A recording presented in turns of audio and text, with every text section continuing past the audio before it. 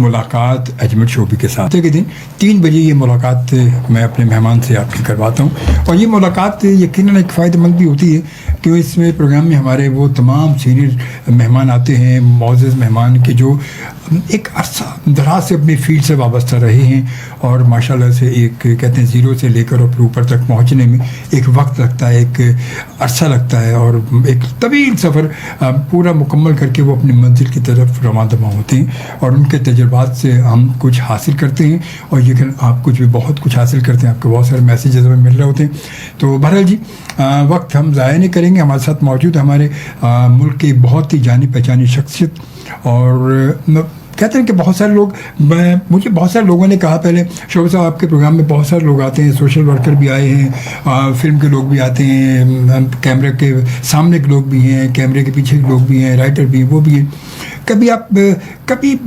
وکیلوں کو بھی بلائیں، کبھی وکالت کے شعبے سے وابستہ لوگوں کو بھی بلائیں۔ تو میں نے سوچا بات تو سچ ہے، بات سچ ہے، تو میں نے کہا بالکل بلانا چاہیے۔ تو ہم نے پھر دعوت دی، ہمارے ملک کی ایک بڑی جانی پہچانی شخصیت تھے ماشاء اللہ، سپریم کورٹ آف پاکستان کے بہت ہی سینئر اور ماشاء اللہ ماہر ایڈوکیٹ جناب جاوید احمد چھتاری صاحب، اور ہم نے ان سے ریکویسٹ کی کہ تھوڑا سا وقت نکالیں۔ اور آج صبح سے بھی آپ کو بتایا کہ وکالت کا تو یہی ہے کہ صبح 8 بجے 7 بجے جب وہ کورٹ پہنچ جاتے ہیں، اس کے بعد پھر شام تک تو پتہ ہی نہیں ہوتا، مگر میں بہت تھینک فل ہوں چھتاری صاحب کا کہ آج انہوں نے وقت نکالا اور کورٹ سے پھر ڈائریکٹ ہمارے پاس آ گئے یہاں پر۔ تو خوش آمدید کہتے ہیں جاوید احمد چھتاری صاحب کو۔ السلام علیکم۔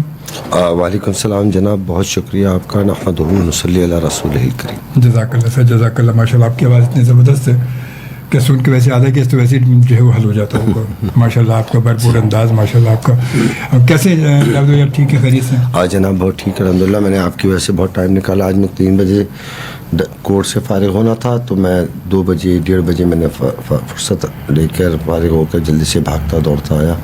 گوگل پہ آپ کے اسٹوڈیو کی لوکیشن لگا رہا تھا، تو وہ مجھے کہیں گھسا رہا تھا، اس لیے میں نے آپ کو آن لائن دیا۔ میں نے کہا مجھے سمجھا دیں تو میں خود پہنچ جاؤں۔ صحیح بات ہے۔ اچھا گوگل بیچارہ بھی دیکھتا ہے کہ بندے کے حساب سے اس بندے کو کہاں پہنچانا صحیح۔ ہاں نہیں، وہ ہوتا ہی ہے، گوگل کی ایک عادت ہے کہ بہت سمجھدار آدمی کو یا ایسے آدمی کو جس کو یہ سمجھتا ہے کہ اس کو گھمانا چاہیے تو پتلی گلی میں گھسا دیتا ہے۔ ہاں وہ پتلی گلی میں جاتا ہے، کہتے ہیں یہ اپنے آپ ہی اس کو ذرا گھماؤ ذرا، یہ لوگوں کو گھما دے، اس کو میں گھماؤں ذرا، یہ بھی ہے۔ چلے بہرحال آپ جیسے تیسے آپ پہنچ گئے، اور اس کے لیے میں بہت شکر گزار ہوں اپنے مینجمنٹ کی جانب سے بھی، اور اپنی جانب سے آپ کا بہت بہت شکریہ ماشاء اللہ، کیونکہ آپ مصروف ترین شخصیت ہیں۔ اچھا جاوید بھائی یہ بتائیں آپ، میں سب سے پہلے یہ جاننا چاہ رہا ہوں کہ میں نے دیکھا کہ جی سٹی کورٹ کے وکیل الگ ہوتے ہیں، ہائی کورٹ کے الگ ہوتے ہیں، سپریم کورٹ کے الگ ہوتے ہیں، یہ کیٹیگریز کیوں کیسی ہوتی، کیا وجوہات ہوتی کہ سٹی والا جو ہے وہ کیا سپریم کورٹ میں نہیں جا سکتا؟ ہاں دیکھیں اجمل بھائی، بات اس میں اس طرح ہوتی ہے کہ جتنے بھی پروفیشن ہوتے ہیں ملک کے اندر، میں اس کو پروفیشنل کہتا ہوں جس کے پاس ایک پروفیشنل ڈگری ہو، بے شک، اور وہ بھی اوریجنل ڈگری ہو، اور اوریجنل ڈگری ہو۔ نہیں، ڈگری اگر ریاست نہ چاہے تو اس کو جعلی بھی کرا، وہ بھی جعلی ہو جاتی ہے۔ اب ڈگری ابھی الیکشن کے رزلٹ کی طرح منشا سے مطلب مشروط ہوگی۔ ہاں صحیح بات ہے، یہ بات ہوتا ہی ہے پروفیشنل ڈگری، جیسے ہمارے انجینئر ہوتا ہے، ڈاکٹر ہوتا ہے، چارٹرڈ اکاؤنٹنٹ ہوتا ہے، MBA ہوتا ہے، BBA ہوتا ہے، اور دیگر ڈگریاں ہوتی ہیں، جیسے اب وکیل ہوتا ہے۔ یہ لوگ جب پڑھ کر آتے ہیں نا مارکیٹ کے اندر، تو ان کے پاس ایک تعلیم ہوتی ہے، تجربہ نہیں ہوتا، مطالعہ ہوتا ہے، مشاہدہ ہوتا ہے، تجربہ نہیں ہوتا۔ صحیح بات ہے۔ اور کسی بھی پروفیشن کے لیے ضروری ہے کہ 3 چیزیں آپ کے پاس ہوں۔ نمبر 1 مطالعہ، جس کو انگریزی میں اسٹڈی کہتے ہیں، مشاہدہ جس کو آبزرویشن کہتے ہیں، اور تجربہ جس کو ایکسپیرینس کہتے ہیں۔ بالکل صحیح۔ اور سیانے اس بات کو کہتے ہیں کہ جس شخص کو یہ 3 چیزیں آتی ہیں، مطالعہ آتا ہے، مشاہدہ ہے اور تجربہ ہے، وہ آنے والے وقت کی پیشن گوئی کر سکتا ہے، بے شک، آنے والے وقت کے ممکنات کو بتا سکتا ہے۔ اسی لیے ہم اس کو سینئر کہتے ہیں۔ ڈاکٹر کی ڈگری ہے، MBBS کرتے ہیں یا کوئی ڈگری کرتے ہیں، پھر ہاؤس جاب کرتے ہیں، ہاؤس جاب کے بعد پھر دیگر اگر انہیں آگے پڑھنا ہوتا ہے تو وہ ڈگری حاصل کرتے ہیں، پھر اسپیشلائزیشن کرتے ہیں، ورنہ جنرل فزیشین رہتے ہیں، یا علاقوں کے اندر OPD اپنا کلینک ڈال دیتے ہیں۔ اسی طرح وکالت کے اندر دیکھیے، وکالت تمام پیشوں کو آپ دیکھ لیں، اور ڈاکٹری اور وکالت کی اس کے اندر ریزمبلنس ہے، کہتے ہیں ڈاکٹر کی غلطی سے آدمی 3 فٹ نیچے ہوتا ہے اور ڈاکٹر وکیل کی غلطی سے 3 فٹ اوپر ہوتا ہے. بات تو سچ ہے, بالکل صحیح کہا آپ نے. مرض اور مقدمے کا ایک ہی مزاج ہوتا ہے. مرض اگر لاپرواہی اور غیر سنجیدگی سے ہاتھ سے نکل جائے تو پھر واپس ہاتھ میں نہیں آتا. بے شک. پھر مریض وہ کہتے ہیں کہ جنت میں ہوتا ہے. اور اگر اسی طرح مقدمہ ہاتھ سے نکل جائے, اگر دیوانی ہو مقدمہ, جسے ہم سول مقدمہ کہتے ہیں, اس سے ہماری مال و دولت, ہماری جو چیز ہوتی ہے وہ ہاتھ سے نکل جاتی ہے. اور کرمنل کا مقدمہ ہو, کوئی بات ہو تو کیپٹل پنشمنٹ ہو تو وہ ہاتھ سے نکل جاتا ہے, پھر ہم اس میں کچھ بھی نہیں کر سکتے. یہ مستقل توجہ چاہتا ہے, مرض بھی اور مقدمہ بھی. اسی لیے کیا کرتے ہیں کہ ڈاکٹرز کی ٹریننگ اور وکیلوں کی ٹریننگ کے لیے ایک سخت کرائٹیریا ریاست میں ہوتا ہے, تمام ملکوں میں ہوتا ہے, ہمارے ملک کے علاوہ بھی. جب وکیل نیا ہوتا ہے تو اس کو 2 سال کے لیے سٹی کورٹ کی پریکٹس کرنی ہوتی ہے. سٹی کورٹ کی تعریف کیا ہے؟ جوڈیشل میجسٹریٹ جن کے پاس جو ریمانڈ دیتے ہیں انیشلی, اور ایک جوریڈکشن ہوتا ہے, کچھ تھانوں کا جوریڈکشن ہوتا ہے, اس کے لیے ان کے اختیارات ہوتے ہیں. پھر سیشن ججز ہوتے ہیں, اس کو ہم سٹی کورٹ کہتے ہیں. ایکچولی وکالت کی جو ماں ہے وہ سٹی کورٹ سی ہے, جوڈیشل میجسٹریٹ اور سیشنز. وہاں جب 2 سال کی تک ایک وکیل پریکٹس کرتا ہے تو اس کو criminal procedure code, civil procedure code, قانون شہادت, یہ 3 چیزیں ہوتی ہیں جس پہ مقدمات چلتے ہیں. ان پہ پریکٹس ہوتی رہتی ہے, کس طرح کیا کرنا ہے, فارمیٹ کیا ہے, درخواست کا فارمیٹ کیا ہے, کسی چیز کا فارمیٹ کیا ہے. وہ جب ہو جاتا ہے تو پھر 2 سال بعد وہ اپنے کیسوں کی تفصیل لے کر ہائی کورٹ میں داخل کرتا ہے اپنے, کہ میں ہائی کورٹ کے لیے مجھے انرول کیا جائے. پھر وہ ہائی کورٹ کے لیے انرول ہو جاتا ہے, پھر ہائی کورٹ کی پریکٹس کرنے لگتا ہے. اس کے بعد بس پہلے 10 سال تھی سپریم کورٹ کے لیے پریکٹس, اب 7 سال ہے. 7 سال کی پریکٹس جب اس کے ہائی کورٹ کی ہو جاتی ہے تو پھر سپریم کورٹ کے لیے داخل کرتا ہے کہ مجھے پرمیشن دی جاتا ہے کہ میں سپریم کورٹ کے اندر اپنی پریکٹس سٹارٹ کر سکوں. یہاں تک تو بات سب کو پتہ ہے. اس کے بعد جو اسٹیجز آتے ہیں جیسے ICJ international court of justice ہے, ہیگ میں ہے, وہ دیگر ہیں, وہاں کے لیے بھی آدمی انرول ہوتا ہے, دیگر چیزوں میں بھی ہوتا ہے. وہ ایک آگے چلتی رہتی ہے, جیسے جیسے پریکٹس ہوتی ہے اس طرح ہوتا ہے. یہ اس کا جواب ہے آپ کی بات کا کہ وکیل ہائی کورٹ کے بھی ہوتے ہیں اور سٹی کورٹ کے بھی ہوتے ہیں, سپریم کورٹ کے بھی. اچھا, یہ مطلب اس میں یہ سارے وکیل جو ہے اپنی اپنی فیلڈ کے حساب سے الگ الگ ہوتے ہیں باقاعدہ, کرمنل کے الگ ہیں اور فیملی کے الگ ہیں, ان کے الگ ہیں, یا ایک ہی وکیل تمام کیسز کو لڑ سکتا ہے کیا؟ نہیں, دیکھیں ایک بات اس طرح ہوتی ہے, ایک چھوٹے علاقے ہوتے ہیں تحصیل ہوتی ہے, یا بڑے شہروں سے دور کے علاقے ہوتے ہیں, تو وہاں تو وکیل تمام طرح کی پریکٹس کرتے ہیں, ان کے پاس کام ہی ایک لمیٹڈ ہوتا ہے. جب آپ بڑے شہروں میں آ جاتے ہیں تو پھر آپ کو ایک نہ ایک فیلڈ چننی پڑتی ہے, یہ سول سائڈ کی, یا کرمنل سائڈ کی, یا کارپوریٹ سائڈ کی, کیا کہتے ہیں ٹریڈ مارک کی, انکم ٹیکس کی, اور دیگر رجسٹریشن کی. یہ جب ایک فیلڈ چن لیتے ہیں نا, تو کیونکہ دور بڑے شہروں میں عدالتیں دور دور ہوتی ہیں, تو وکیل ایک انسان ہوتا ہے, جن تو ہوتا نہیں ہے کہ ایک دن میں ایک اس کونے میں بھی ایک ہی دن میں ہو, اگلے کونے میں ہو. تو بہترین انصاف یہی ہے آپ کے پیشے کے ساتھ آپ ایک فیلڈ چن کر اس کے ساتھ وکالت کریں. تو مطلب اس کے لیے پرفیکٹ ہوتا ہے, باقاعدہ اس کے لیے عدالت سے پرمیشن ہوتی ہے کہ وہ, یا اس کی اپنی مرضی ہوتی ہے کہ وہ فیلڈ کو چنے؟ وکیل کی اپنی مرضی ہوتی ہے. کہ ہوتا کیا ہے, کوئی وکیل اپنی مرضی سے اپنی فیلڈ چنتا نہیں. اچھا, ہوتا کیا ہے کہ وہ کس ماحول میں رہ رہا ہے, اچھا, کن حالات میں رہ رہا ہے. میرا بھی کوئی کرمنل سائڈ پہ پریکٹس کا مطلب رجحان نہیں تھا, لیکن جب میں نے پریکٹس سٹارٹ کی 93 کے اندر, تو اس وقت کراچی میں بڑی پورا شب دور تھا, مارا ماری تھی, یہ تھا, خطرناک ترین پولیٹیکل کیسز بن رہے تھے, لوگ بند تھے, اس طرح تھے. تو وہ جو ہمارے قریب و جوار کے ہمارے اسکول کے کالجز کے دوست یار تھے یا دیگر لوگ تھے ملنے جلانے, وہ مختلف قسم کے کرمنل کیسز کے اندر مطلب بند تھے. ان کے والدین آتے تھے کہ آپ وکیل ہیں, آپ دیکھیں. وہ دیکھتے ہم بھی کرمنل سائڈ کے وکیل ہو گئے. وہ کہتے ہیں نا, تو جہاں لے چلے آدمی. اسی طرح اگر کوئی شخص کاروباری برادری کا ہے, وہ بولٹن مارکیٹ میں پیدا ہوا ہے, کھرادار میں پیدا ہوا ہے, صدر میں پیدا ہوا ہے, تو وہ سول کی وکالت ہی کرے گا نا, اس کے اطراف میں تو کرائم ہے ہی نہیں. کرائم ہی نہیں بات. جی, یہ اس طرح کی بات ہے. یہ تو بات ہی ہے. تو یہ بات ہے ساری, کیونکہ عام طور پہ میں نے دیکھا یہی ہے کہ بہت سارے وکیل جو وہ دیکھا تو ایک ہی کوئی عموماً ایک کیٹیگری کو اپنے ایک فیلڈ کے حساب سے چل رہا ہوتا ہے. اب اچھا, کبھی کبھی یہ بھی دیکھا ہے بہت سارے وکیل ہوتے کہ وہ ایک چھوڑ کے کبھی اس فیملی کا آگے اسے پکڑ لیا گیا, بالکل لاؤ, تو وہ بھی ہیں. تو اس کا مطلب وہ کر تو سکتا ہے, وہ کچھ بھی. ہاں دیکھیے, پہلے زمانے میں ایک بات کہتے تھے کہ Jack of all master in نن. لیکن آج جو ہے نا جملہ بدل گیا ہے. کہتے Jack of none but master in one. کیا بات ہے. آپ نام کماتے ہو, کرتے ہو, اس کا افادیت ہوتی ہے, اس کا فوائد ہوتے ہیں. کلائنٹ آپ سے مطمئن ہوتا ہے. جس طرح ڈاکٹر نہیں ہے, ڈاکٹر کے پاس کیا لوگ نہیں مرتے, کہتے ہیں انتقال ہو گیا ہمارے مریض کا, ڈاکٹر صاحب نے بڑی محنت کی. اسی طرح وکالت میں کہتے ہیں کہ کوئی بات نہیں, مقدمہ ہار گئے, لوز کر دیا, کوئی بات نہیں, لیکن وکیل صاحب نے بہت محنت کی. یہ وکیلوں کا اور ڈاکٹروں کے لیے ایک اعزاز ہوتا ہے. صحیح بات ہے, یہ تو حقیقت, اس میں کوئی شک نہیں. اچھا اس کے ساتھ ساتھ میں تھوڑا سا آپ سے پوچھنا چاہوں گا ذاتی طور پر کہ میں ماشاء اللہ آپ نے وکالت جب شروع کی تو یہ میرے خیال کم از کم اور کچھ نہیں تو یہ 25 سال ہوتی ہے, 34 کیونکہ 31 تو ہمیں ہو گئی, کوئی اس سے پہلے کی بات ہے. جی تو 34 ایئرس پہلے تو اس وقت وکالت کا تھا اتنا زیادہ تھا. مطلب عام طور پہ تو ہم بچپن میں سنتے ہیں وکیل جب کہتے تھے, وکیل کہتا ہے یار جھوٹ ہی بولتے ہیں, کرتے کیا ہے, پہلے جھوٹ کی پریکٹس کر دو تو وکیل بن جاؤ گے. تو ہاں بات صحیح کریں. دیکھیں آپ کو ایک بات, یہ میں جنرل بات بتا رہا ہوں. ہاں نہیں صحیح بات. دیکھیں بات کیا ہے, جب عورتیں آپس میں لڑتی ہیں نا اور ان کے پاس آپس میں ایک دوسرے کو دینے کے لیے گالیاں ختم ہو جاتی ہیں تو وہ ایک دوسرے کو لعنتیں دکھانا شروع کر دیتی ہے. صحیح بات ہے. تو ہمارے یہاں بھی سلسلہ یہ ہے کہ جب کوئی کام ہماری دسترس سے دور ہوتا ہے یا دسترس پہ نہیں ہوتا تو ہم اس کام میں عیب نکالنا شروع کر دیتے ہیں. ہوتا ہے سلسلہ یہ ہے کہ جب بھی ہم یہ دیکھتے ہیں کہ ہم اس شخص کو سے جیت نہیں سکتے یا اس شخص کا حق نہیں مار سکتے تو وہ آپ کو برا کہے گا. جیسے ہم ایک برا کام کرنے والے کو اور ہم کہتے ہیں بدماش ہے. اس کے بعد ایک لفظ آتا ہے گنڈا. تو گنڈا ہے.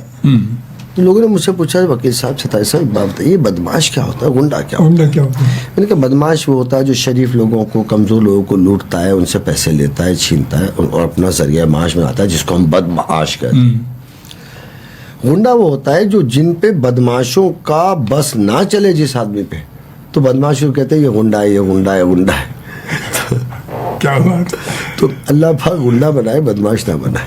کیا بات ہے, کیا آپ نے ڈیفائن کیا بھائی. کیا تو وکیل کو لوگ گنڈا سمجھتے ہیں اسی لیے کہ وہ بدماشوں کے, چور ڈاکوؤں کے اور جو مطلب معاشرے کے برے طاقتور لوگ ہیں ان کے قابو نہیں آتا, بلکہ ان کو آئینہ دکھاتا ہے.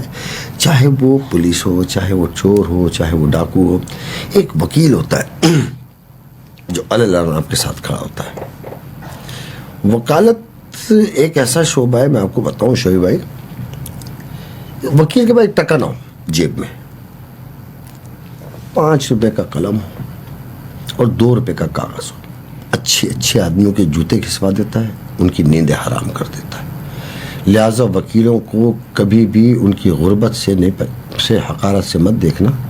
وہ میں ایک شعر کبھی کبھی کہتا ہوں کہ ہمارے تن کے پھٹے کوٹوں پہ طنز نہ کر, ہمارے تن کے پھٹے کوٹوں پہ طنز نہ کر. ہمارے کیس PLDO میں لکھیں, جو ہم بولتے ہیں وہ قانون بن جاتا ہے. جناب یاد وہی بات ہے, بات تو سچ ہے. ہاں, تو اسی لیے کہتے ہیں ہر شعبے کی اپنی ایک معراج ہوتی ہے, ہر شعبے کی اپنی ایک معراج ہوتی ہے. اس لیے لوگ کہتے ہیں نا کہ گدھے والے پہ بس نہ چلا تو گدھے کے کان اٹ دیا. وکیلوں پہ ایکچولی کسی کا بس چلتا نہیں ہے. وکیلوں کی خاص بات کیا ہے؟ حسبنا اللہ و نعم الوکیل و نعم المولا و نعم النصیر. وکالت ایک بڑا گناہ بخش پیشہ ہے. وکیل بننے کی شرائط بڑی سخت ہیں. وکیل بننے کے لیے ضروری ہے کہ وکیل, ایک تو گونگا آدمی وکیل نہیں بن سکتا, لازم ہوتا ہے. ایک بھی بیوقوف وکیل نہیں بن سکتا.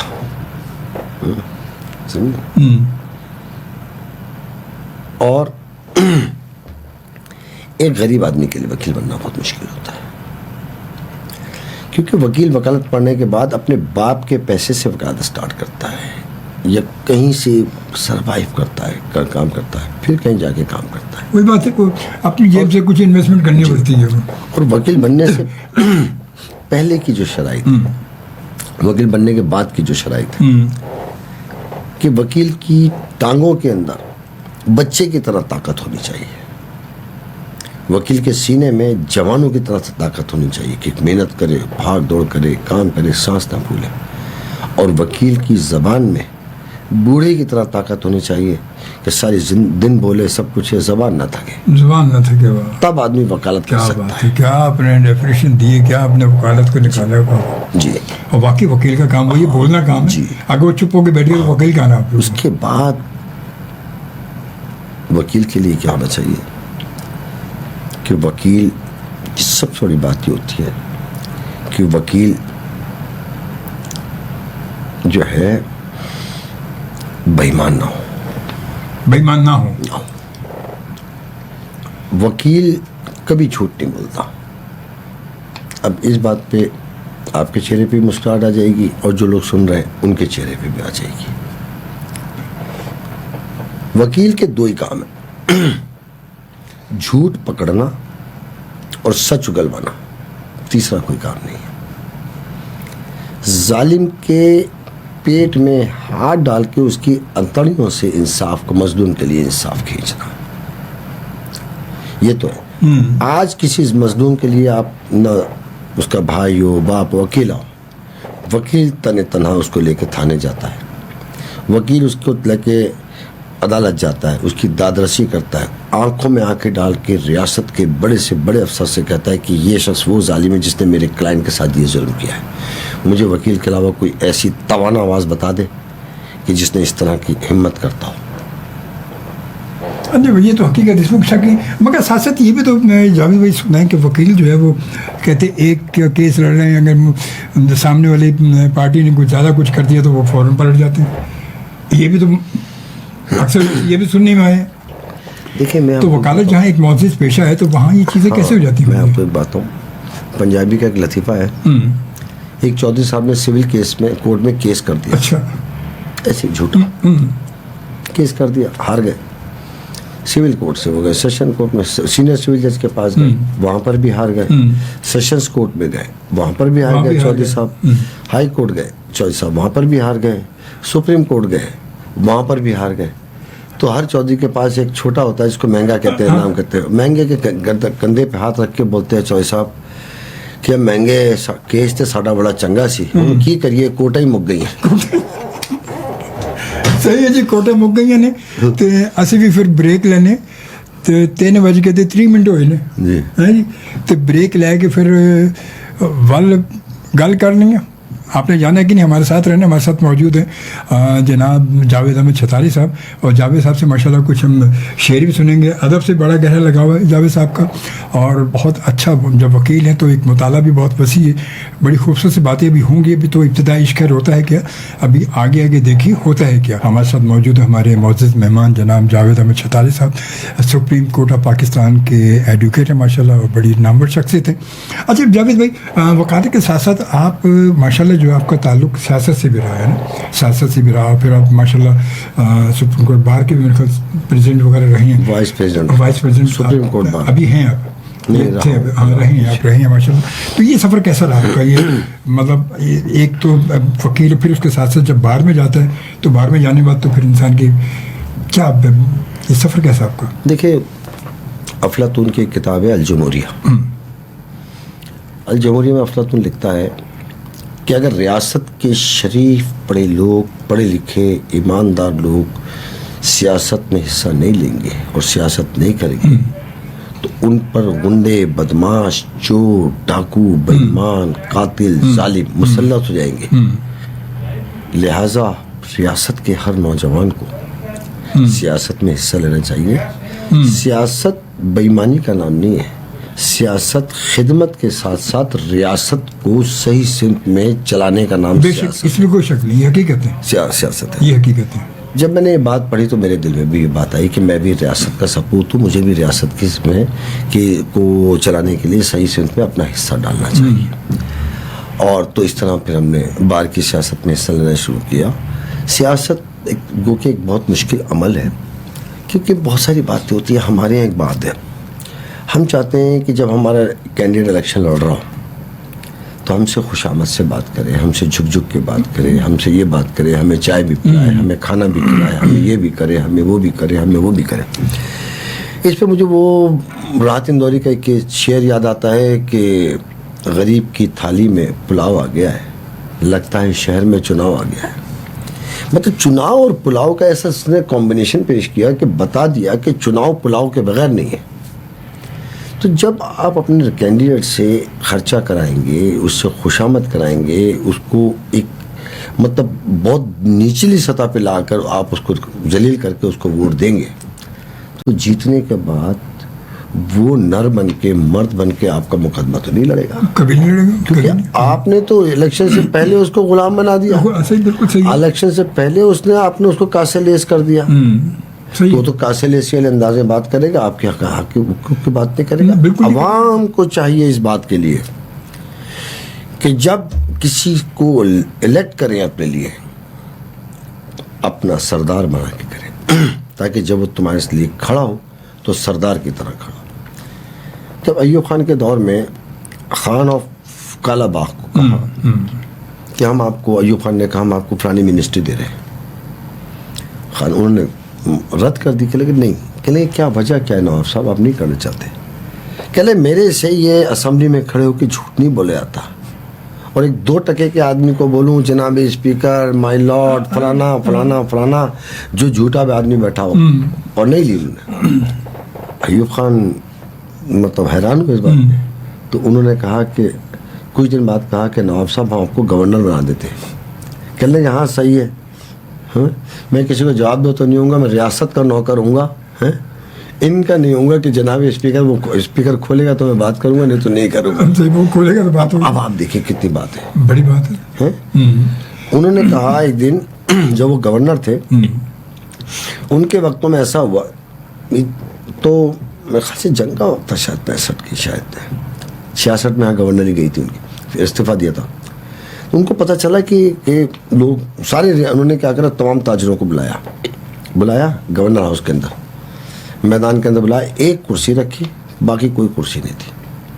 لوگ آئے, سارے تاجر آگے کھڑے ہو گئے, بات چیت کرتے کھڑے ہوئے. نواب صاحب آ کے کرسی پہ بیٹھے, نواب کالا باغ کی بات کر رہا ہوں, وہ آ کے بیٹھے اور کہا کہ یہ میں نے ایک کرسی اس لیے رکھی ہے, تمہیں بتایا کہ ریاست خدمت کی جگہ ہے, بیٹھنے کی جگہ نہیں ہے, عیاشی کا اڈا نہیں ہے. اس میں کوئی شک نہیں. تم بڑے ہوگے, اپنے گھر کے ہوگے, میں نے بلایا اس لیے ہے کہ اگر اس جنگ کے دوران ایک اتنی سی بھی تم نے ذخیرہ اندوزی کی یا گراں فروشی کی تو مجھ سے برا کوئی نہیں ہوگا.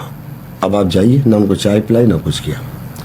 اسی دوران پتہ چلا نواب صاحب کو کہ شاید کوئی مارکیٹ کا آدمی ہے, گراں فروشی کر رہا ہے, یہ بات ہے. نواب صاحب خود چلے گئے مارکیٹ میں اور کہا, اس کو بلایا عبدالرحمان, کہتے یہ بات ہے. اس نے کہا کہ دیکھو میں اپنی مونچھ کو تاؤ دینے جا رہا ہوں, میری مونچھ کا بال کھڑا ہونے سے پہلے تاؤ میں آنے سے پہلے تمہاری اشیاء خرد و نوش کی قیمتیں نیچے آ جانی چاہیے. اور جب یہ بات آئی تو یہ بات ملکہ برطانیہ تک پہنچی. اس نے ان کو بات کر کہا, اس نے کہا میں قوم کا خادم ہوں, میرا کام ہے قوم کو لے کے چلنا. اب نہ ویسے لیڈر رہیں نہ ویسی عوام رہیں. وہ تو لازم بات ہے. یہ تو بات یہ ہے کہ جب آپ لیڈر کو, جب آپ کسی قداور آدمی کو, ایماندار آدمی کو, صاحب عزت, صاحب پگڑی, صاحب دستار کو دیں گے ووٹ, تو وہ اپنی دستار کا خیال رکھتے ہوئے آپ کے حقوق کی جنگ لڑے گا.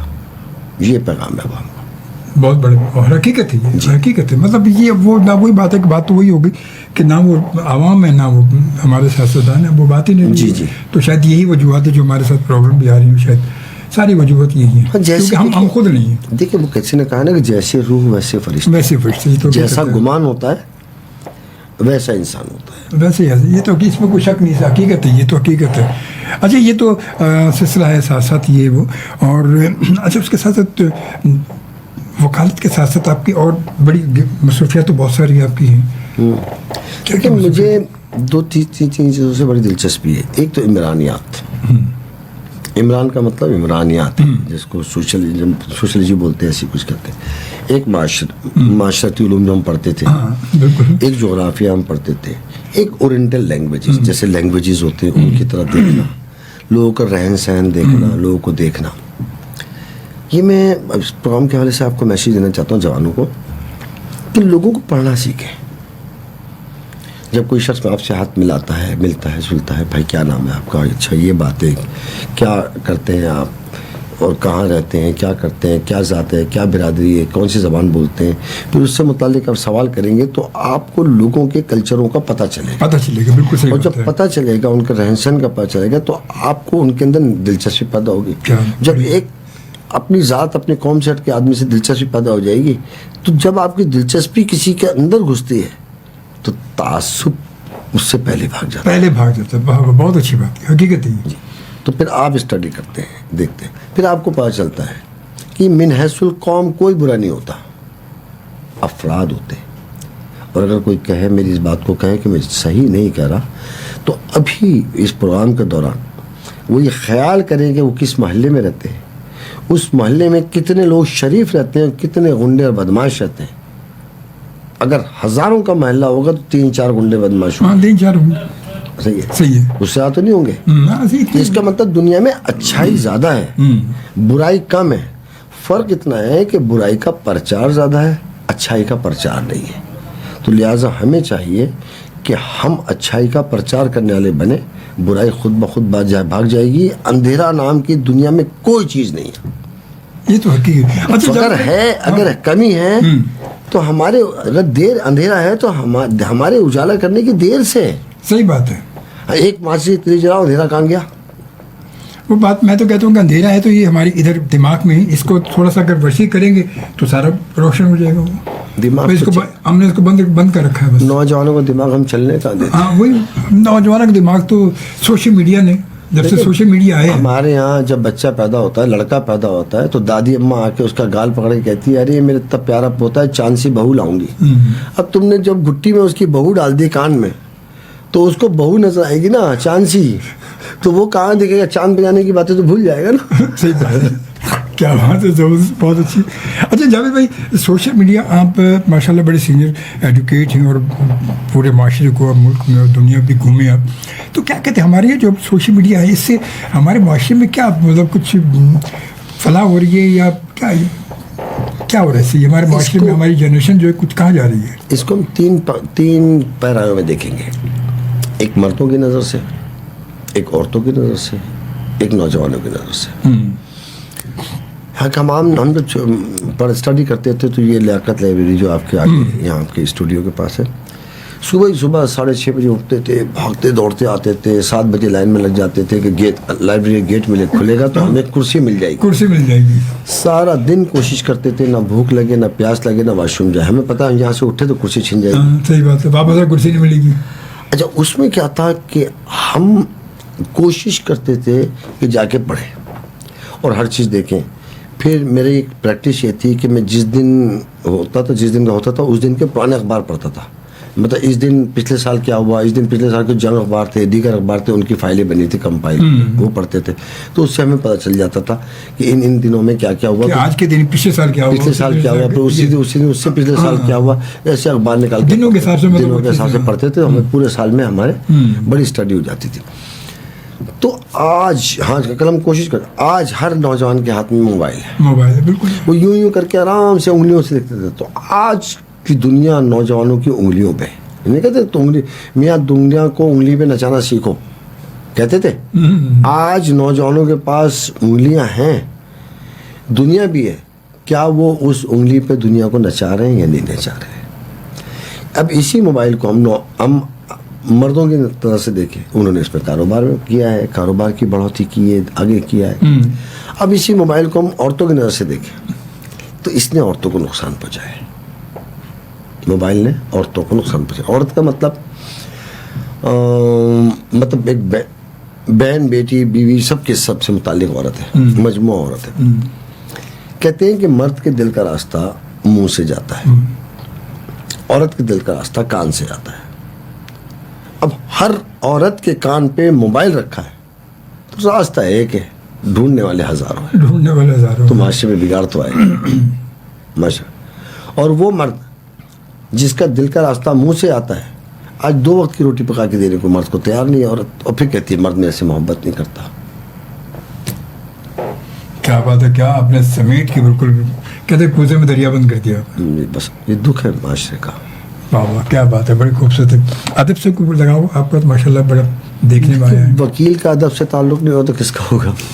وکیل تو شروع مائی لارڈ سے شروع کرتا ہے, جناب علی سے شروع کرتا ہے, وہ سب سے پہلا ادب تو وہی مائی لارڈ. ہاں, کیونکہ وکیل کو پتہ ہے سب باتیں کہ دنیا تو ایک بڑی عجیب چیز ہے.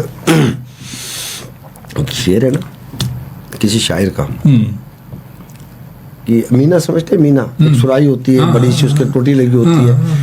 آج کے دور پرانے دوروں میں 200 سال پہلے ایک مطلب جو شراب کی محفلیں لگتی تھی, ایک بڑی سی مطلب سرائی میں شراب بھری, گلاس ہے آدمی کے پاس, وہ سب کو دے رہے ہیں, اور ایک رقاصہ ناچ رہی ہے, ایک دھیما دھیما میوزک چل رہا ہے, تو وہ چل رہا ہے. تو ایسی محفل کا ایک پس منظر شاعر نے بیان کیا ہے کہ اٹھا کے مینا جو میں نے پوچھا, اٹھا کے مینا جو میں نے پوچھا, پہلے کدھر سے پہلے کدھر سے, پہلے کدھر سے پہلے کدھر سے, واہ واہ, تو ہر طرف سے آواز آئی, پہلے ادھر سے پہلے ادھر سے. کیا بات ہے, واہ. پھر شاعر کہتا آگے کہ اٹھا کے جوتا جو میں نے پوچھا کہ پہلے کدھر سے پہلے کدھر سے, تو ہر طرف سے آواز آئی, پہلے ادھر سے پہلے ادھر سے, پہلے ادھر سے. تو یا تو مسئلہ یہ, ہر آدمی اپنے نفع کی بات سمجھتا ہے, اور نفع ایسی چیز ہے, وہ کہتا ہوں نا, ہر آدمی کو 3 زبانیں آتی ہیں, 3 زبانیں ہر آدمی کو آتی ہیں. ایک اشارے کی زبان, ایک پیسے کی زبان, ایک جوتے کی زبان. اشارہ کرو آ جائے گا, پیسہ دکھاؤ, آپ پاگل کاغذ سن رہا ہے, 100 روپے کا نوٹ مل جائے گا, وہ پکڑ لے گا, کاغذ پھینک دے گا, پھینک دے گا, بالکل. ہاں جی. اور جوتے کی زبان, پاگل کی بھی ڈنڈا مارو, اس کو پتہ ہے کہ مجھے اس نے ڈنڈا کیوں مارا ہے, بالکل. یہ 3 زبانیں سب کو آتی ہیں. اب ریاست کو پتہ ہے کہ 3 زبانیں سب کو آتی ہیں, تو ریاست انہیں 3 زبانوں میں بات کرتی ہے عوام الناس سے. جس کو قابو کرنا ہوتا ہے اس کو اشارہ کرتی ہے, بندے کا پتر بن جا, نہیں بنتا لے پیسے لے لے, نہیں ہے تو پھر لے آج جوتے کھا لے. پھر تیسرا آپشن یہ تیرا سافٹ ویئر اپڈیٹ کر دے. اور آج کل تو ویسے سافٹ ویئر بہت زیادہ اپڈیٹ ہو رہے ہیں. جی جی, یہ تو اس میں کوئی شک نہیں ہے. ہم جاوید احمد شطانی صاحب, advocate supreme Pakistan supreme court. اچھا جاوید بھائی, میں آپ کے ماشاء اللہ اتنی مصروفیت بھی, آپ کی مصروفیت کا وقت گزرتا ہے, اور آپ کا اپنا آفس بھی ماشاء اللہ پورا سینڈیکیٹ, آپ کو بہت سارے جونیئر وکیل آپ کے پاس بھی ہیں جن کو لے کر آپ چل رہے ہوتے ہیں. تو یہ سب کو لے کے پورا دن آپ کیسے مینیج کرتے ہیں؟ اگر تہیہ کر لیں کہ آپ نے 365 دن اور 24 گھنٹے کام کرنا ہے, تو آپ کو مینیج کرنے کی کسی چیز کی ضرورت ضرورت ہی نہیں بھی, صحیح بات ہے, تو ٹھیک ہے. لیکن اگر آپ 9 to 5 کی بات کرتے ہیں اور 9 to 5 کام کرتے ہیں, تو پھر آپ کو ساری چیزیں مینیج کرنی پڑتی ہیں. بالکل صحیح بات ہے. اسی عرصے میں کر لوں, مجھے بھاگنا ہے, دوڑنا ہے, کیونکہ آپ نے ایک ٹارگیٹ بنا دیا کہ 9 سے 5 کے ٹائم ہے. صحیح ہے. وہ ایک شعر ہے, کسی باپ نے کہا ہے اولاد کے لیے کہ بے وقت اگر جاؤں گا سبھی چونک پڑیں گے. ایک عمر ہوئی دن میں کبھی گھر نہیں دیکھا. وکیل کبھی دن میں گھر نہیں دیکھتا. ہماری امی کہتی تھی ایک بات, میری 8 بہنیں ماشاء اللہ, تو بہنوں کو کہتی تھی کہ بیٹا ایک بات یاد رکھنا زندگی میں, فجر سے لے کے اور مغرب تک میاں نہیں ہوتا, گھر کا گھوڑا ہوتا ہے. اس کو مالش کر کے کھانا دے کے گھر سے باہر نکال دو. صحیح بات ہے, سمجھے. اور جب مغرب کے بعد آئے تو اس کو کھانا کھلا کے, سمجھے, اور اس کی خدمت کر کے سوؤ, کیونکہ یہ گھر کو چلاتا ہے. صحیح بات ہے. اب ہمارے یہاں کیا ہے سلسلہ کہ اسلام تو ہمارا کہتا ہے کہ 11 بجے زوال کا وقت ہے, لیکن ہمارا عمل کیا کہتا ہے, ہم اٹھتے 11 بجے. صحیح بات ہے. 12 بجے جائیں گے, کام کریں گے. تو جس دین کے تم ماننے والے ہو, وہ دین تمہیں کہہ رہا ہے کہ 11 بجے زوال کا وقت ہے, اور تم زوال کے وقت کام کرتے ہو شروع, تو عروج کیسے پاؤ گے؟ ایک تو یہ. تو اس لیے مینیج کرنے کا میں آپ کو بتا نہیں سکتا کیسے مینیج کرتے ہیں, کہ نہیں کہ سب کچھ ہو ہی جاتا ہے. اور یہ ہے کہ بس آدمی کو ایک سوچنا چاہیے, کام کو کام. میں نے آج تک کسی اس آدمی کو غریب نہیں دیکھا جو 365 دن کام کرتا ہو اور بغیر کام ٹائم کی بندش کے کرتا ہو. جیسے آپ, ایک سبزی والا ہے 365 دن کام کرتا ہے, ایک پان کی دکان والا ہے 365 دن, پرچون والا ہے, جنرل اسٹور پمپ والا ہے, وہ بیکری والا ہے, تھلے والا ہے, اور دیگر ہے کام کرتے ہیں. ان کے پیسے تو آپ پر نکلتے ہیں, آپ کے پیسے ان پہ کبھی نہیں نکلتے. کبھی نہیں نکلتے. بات کیا بڑی زبردست ہے. آپ کہتے ہیں یہ گوشت کی دکان والا ہے, اس کا پیسے, بولے گا بھائی میاں میرے آدھے کلو کے پیسے, وہ بولے گا بھائی میاں میرے ایک پان کے پیسے, وہ کہے گا میری دھنیا کے پیسے, وہ کہے گا سبزی کے پیسے. اور ہم ان کو کہتے ہیں چھوٹے چھوٹے کمتر لوگ ہیں. تو کمتر تو ہم ہیں جن پہ تم ان کے پیسے نکل رہے ہیں اور ہم ان پہ تبرے پڑتے ہیں. کیا بات ہے, زبردست, بہت اچھی بات. بات یہ ہے کہ آپ کو اپنی زندگی سنوارنی ہے, کوئی بات نہیں ہے, اپنے آپ کو 365 دن پہ. وہ ایک نعت ہے نا کہ میں سو جاؤں یا مصطفیٰ کہتے کھلے آنکھ صلی اللہ کہتے. کیا خوبصورت میسیج ہے اس میں کہ کام, کوئی بھی کام ہے, کام کرتے کرتے سو جاؤ اور اٹھتے ہی وہ کام کرو. اسی لیے دین میں کہتے ہیں ہمارے یہاں جو عشاء کی نماز پڑھ کے سو جاتا ہے اور فجر میں اٹھتے ہی نماز پڑھتا ہے, اس کی پوری رات عبادت میں تصور کی جاتی ہے, پوری رات عبادت میں تصور کی جاتی ہے. صحیح ہے. اسی طرح جو شخص کام کرتے کرتے سو جاتا ہے, اٹھتے ہی کام کرتا ہے, تو 24 گھنٹے کام کر رہا ہے. 24 گھنٹے کام. پھر دیکھیں ہم کہتے ہیں کیسے غربت دیکھتی ہے, کیسے بولتا ہے, کوئی آدمی نہیں ہے. کام کرو, کام خود نہ کرو. وہ کہتے ہیں نا چیز نہ رکھے اپنی چوروں کو گالیاں دے. ہم خود نہیں کرتے ہیں. جس کو دیکھو شومی قسمت کا رونا روتا ہے. دیگر چیزیں. بات یہ ہم کریں قدم اڑو. ایک شعر ہے کہ بیٹھے رہیں تو دور بہت دور منزل ہے, بیٹھے رہیں تو دور بہت دور منزل ہے, چلتے رہیں تو آپ سمٹتے ہیں فاصلے. کیا بات ہے. ہم ایک قدم پہ بڑھاتے ہیں نا تو 99 قدم رہ جاتے ہیں, دوسرا قدم بڑھاتے ہیں تو 98, اور کھڑے رہیں گے تو کھڑے رہیں گے. اور پھر کوئی فلم کی طرح گانا گائیں گے, ساری دنیا کا بوجھ ہم اٹھاتے ہیں, لوگ آتے ہیں ہم چلے جاتے ہیں, ہم وہیں رہ جاتے ہیں. کیا بات ہے. بہت اچھی, بہت اچھا. شاعروں میں کون آپ کس کو زیادہ پسند کرتے ہیں؟ شاعر دیکھیں میں آپ کو بتاؤں, شاعر وقت کے ساتھ ساتھ بدلتے رہتے ہیں. انڈیا کے شعراء کرام کی الگ لسٹ ہے, پاکستان کے شعراء کرام کی الگ لسٹ ہے. ایک ہمارے یہاں شعراء کی ایک نئی کھیپ پیدا ہوئی ہے جو کہتے ہیں ابراڈ غیر مطلب کون سے سمندر پار پاکستانی شاعر. شاعر صحیح بات ہے. شاعر کوئی اچھا نہیں ہوتا, کوئی برا نہیں ہوتا, ہر شاعر کا الگ لہجہ ہوتا ہے, لب و لہجہ. مجھے وہ شاعر بہت اچھا لگتے ہیں جنہوں نے معاشرے کے جو لوگ ہیں, معاشرے کو جو نا وہ اچھائی برائیاں نوجوانوں کے لیے کہتے ہیں, وہ بڑے اچھے لگتے ہیں. جیسے بھی میں سن رہا تھا کہ محشر بدایونی انڈیا کا شاعر, وہ کہہ رہا تھا کہ ابھی اڑتے نہیں تو فاختہ کے ساتھ ہیں بچے, ابھی اڑتے نہیں تو فاختہ کے ساتھ ہیں بچے, اکیلا چھوڑ دیں گے ماں کو جس دن پر نکل آئے. وہ تو وہ بتا رہا ہے کہ وہ بے وفائی ماں کے ساتھ بھی کر سکتے ہیں. اور اسی بات کو منور آنا کہتے ہیں کہ منور ماں کے آگے اس قدر رویا نہیں کرتے. منور ماں کے آگے اس قدر رویا نہیں کرتے. جہاں بنیاد ہو اتنی نمی اچھی نہیں ہوتی. اب تو ماں کے سامنے رو رہا تو ماں کو مار رہا ہے, ماں کو مار رہا ہے.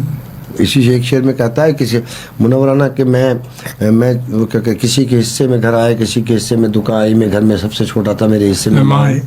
یہ منورانا کا شعر. تو ہر ایک کا تخیل ہے کہ کب باتیں سلتا. تو بہت اچھی اچھی باتیں دیگر چیزیں ہیں. اور والی مطلب شاعر تو میں بڑی عزت کرتا ہوں شعراء کرام کی.